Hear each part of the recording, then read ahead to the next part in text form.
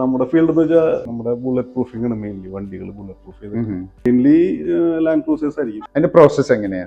ആദ്യം അത് complete strip ചെയ്യും. വണ്ടി സ്ട്രിപ്പ് ചെയ്യാൻ ബോഡി കംപ്ലീറ്റ് അടിക്കും. അതിന്റെ പുറത്ത് സ്റ്റീൽ വെച്ചിട്ട്, ആർമഡ് സ്റ്റീൽ ഉണ്ട്, അത് വെച്ചിട്ട് വെൽഡ് ചെയ്തിട്ട് പിടിക്കും.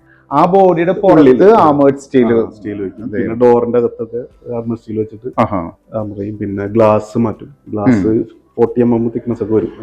ചിലവർക്ക് വിൻഡോ താഴ്ത്താനായിട്ട് ഓപ്ഷൻ ചിലവർ ചോദിക്കും. അതിന് നല്ല പവറുള്ള ആക്ച്വേറ്റേഴ്സ് ചോദിക്കും.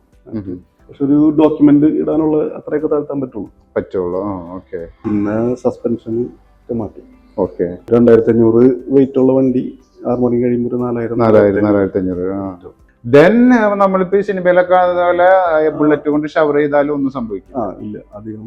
പിന്നെ ഗ്ലാസ് ഒക്കെ തകർക്കണമെങ്കിൽ ഒരു സ്ഥലത്ത് ഒരു പോയിന്റിൽ തന്നെ 30-40 ഫയർ ഒക്കെ വരണമെങ്കിൽ മാത്രം ഉള്ളിലേക്ക് കയറും. ടയറിന്റെ ഉള്ളിൽ റൺ ഫ്ലാറ്റ് എന്ന് പറഞ്ഞിട്ടൊരു സിസ്റ്റം വയ്ക്കും. അപ്പൊ ടയർ പൊട്ടിയാലും ആ സ്ഥലത്തുനിന്ന് നമുക്ക് രക്ഷപ്പെടാനായിട്ട് 100 കിലോമീറ്റർ വരെ അതുമ്മ വെച്ച് ഓടി പോവാം. ലോഞ്ചറൊക്കെ വെച്ചും കയറ്റി ആരെങ്കിലും എന്തെങ്കിലുമൊക്കെ ചെയ്താലോ?